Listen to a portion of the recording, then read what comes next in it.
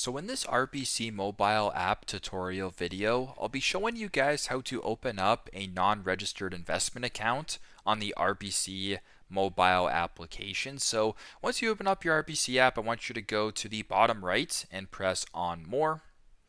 Once you're here, I want you to scroll down to where it says Products and open an account.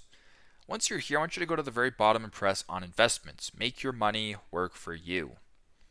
Now on this page, you can choose three different options. So you can open up your non-registered in three different ways: a very hands-off approach, or the RBC Invest Ease, a combination of hands-on, hands-off with RBC Royal Bank, or a complete hands-off. You can do your own thing through the RBC Direct Investing. So for this demonstration, I will just select on the third one, but this can be whatever one you're looking for.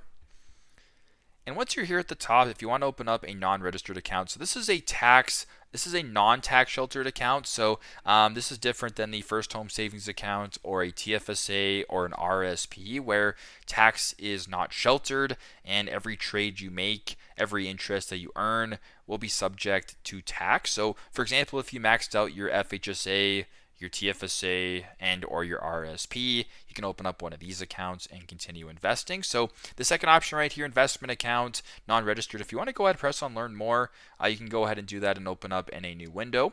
But I will just go ahead and leave this for now. But if you press on this check mark right here, this can actually be in the form of a cash or a margin account. So cash would obviously be with your own cash, and margin would be accessing money and funds that you don't have and kind of borrowing against the value of your investments. That's obviously much riskier and for more experienced traders. So if all looks good though and you want to open up this investment account, press on continue right here. And what it'll be doing next is verifying your information to finalize the opening of your non-registered investment account. So very simple, very straightforward, but this is how to open up a non-registered investment account on the RBC mobile application.